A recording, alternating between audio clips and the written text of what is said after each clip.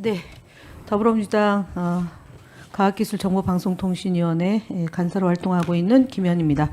예, 국무총리 후보자로 내정되시고 또 굉장히 짧은 기간이지만 엄청난 공격으로부터 실핏줄이 터질 정도로 고통스러운 가족들의 말씀을 하신 것을 봤습니다.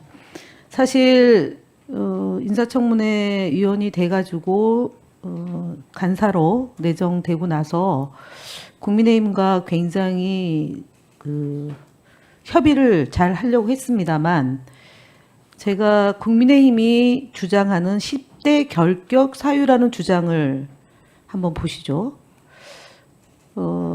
불투명한 자금 출처와 정치 자금이 의혹이 있다. 있습니까? 뭐 다 소명할 수 있는 내용들입니다. 네. 수입을 초과한 지출 역시 소명할 수 있는 내용으로. 수입을 초과한 지출이라는 것은 논리적으로 불가능하고 세비 수입을 초과한 세비 외 수입으로 지출을 다 설명할 수 있습니다. 네, 소득 없는 자산 형성. 소득 없는 자산이라는 것은 불가능하다고 생각합니다. 예, 과도한 기부 내역. 이거는 이제 교회 헌금을 얘기하는 것 같습니다. 개인적인 네. 종교의 자유가 있는. 봅니다. 네. 그다음 의정활동 자녀 입시 활용 의혹. 이것은 이미 객관적으로 전혀 없다는 것이 입증됐다고 봅니다. 네, 자녀 학비 출처 불명, 허위 사실. 분명히 아니라 명확하게 엄마가 책임진 것입니다. 네, 중국 석사 학위 진위 관련해서. 따로 오후에 아주 꼼꼼하게 질문을 주시면 꼼꼼하게 답변 드리겠습니다만은清華대란 대학이 그렇게 허위로 학위를 줄 수 있는 대학은 네, 아닙니다. 위장 전입.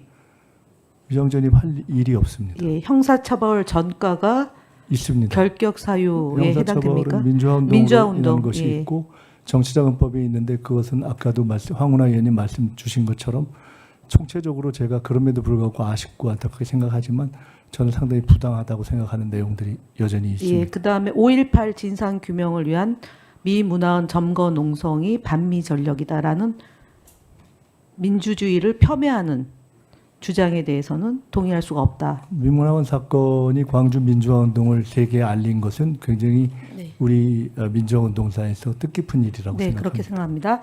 그래서 이런 일들이 국민의힘 의원들이 어떻게 허위 조작을 하였냐면 예, 이런 식으로 했습니다. 그래서 오늘 내일 있을 인사청문회는 이런 허위 조작 정보와 가짜 뉴스와의 싸움에서 진실을 밝히는 인사청문회가 될 것이라고 생각이 됩니다. 댓글 공작 리박스쿨 지난 대선 과정에서 많이 알려지고 지금도 언론에 계속 나오고 있습니다. 이 내용 총리께서는 지난 대선 과정에서 충분히 알고 계신 내용이죠.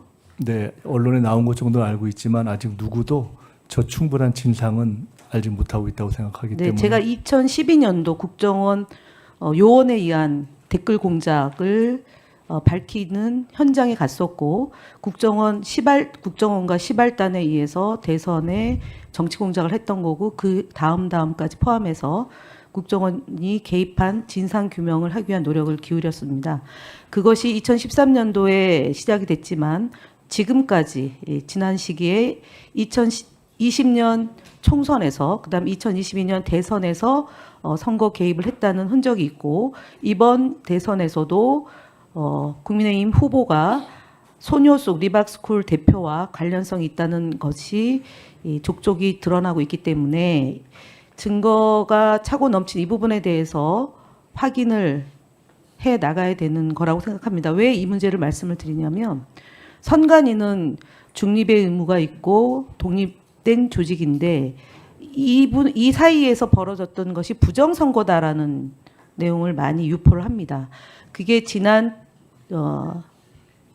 윤석열이 12월 3일 내란을 계엄을 선포했던 배경 중에 하나가 선관위에 의한 부정선거다라는 그 프레임이 있었던 거고요. 그리고 많은 언론에 의해서 그것이 확대 재생산이 되고 댓글 부대가 활약을 펼칩니다. 그래서 이 부분에 대해서 총리가 되셔서 활동을 하게 되면 이 문제를 근절하기 위한 대책 혹시 있으면은 짧게 말씀해 주시기 바랍니다. 집중적으로 방안을 짜서 취임 후에 말씀드리겠습니다. 네. 총리가 되면. 예, 그렇게 해 주실 거라고 믿고요.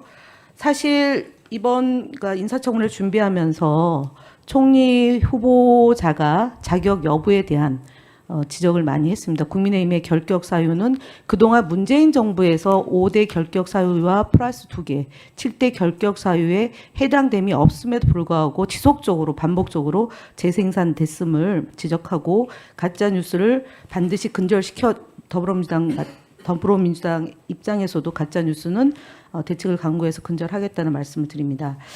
앞서 여러 정부가 있었고요. 전두환, 노태우, 김영삼 정부, 그다음에 민주정부로 김대중, 노무현, 문재인 정부가 있었고 그 다음 주권 정부로 이제 이재명 정부가 탄생했습니다. 총리 후보자가 이번 초대 총리 후보자가 된 데에는 김대중 정부, 노무현 정부, 문재인 정부, 이재명 정부를 만들어내는데 그 공이 있기 때문에 총리 후보자로서 역할을 충분히 할 수 있다라는 판단이 있을 거라고 생각이 되는데 본인이 잘할 수 있는 가장 장점으로 꼽는다면 무엇인지 한 3가지 정도 말씀해 주시기 바랍니다. 장점을 말씀드리기는 어렵고요. 지금 말씀 주시니까 생각나는 것은 제가 18년 정도 정치적 야인 생활을 했는데 그것이 저에게는 결국은 정치가 어떤 기술이나 공학도 아니고 또 지식인의 어떤 능력도 아니고 국민의 뜻을 잘 받드는 것이다 하는 것을 배운 것이 그나마 저에게는 남은 것이 아닌가. 그것이 이번에 이재명 대통령님을 대통령으로 만든 시대 정신과 부합하는 것이 아닌가라는 생각이 들어서 그런 어떤 K민주주의, 민주주의의 시대 정신과 집단지성의 민주주의 원칙을 지키면서 가겠다는 말씀을 드리고 나머지는 비교적 이른 나이에 정치를 시작해서 이러저러한 경험을 좀 해보고 또 어려움을 겪어보면서 몸에 밴 경험들이 있다면 그것을 잘 활용해서 최선을 다하겠다 하는 말씀을 드리겠습니다. 네.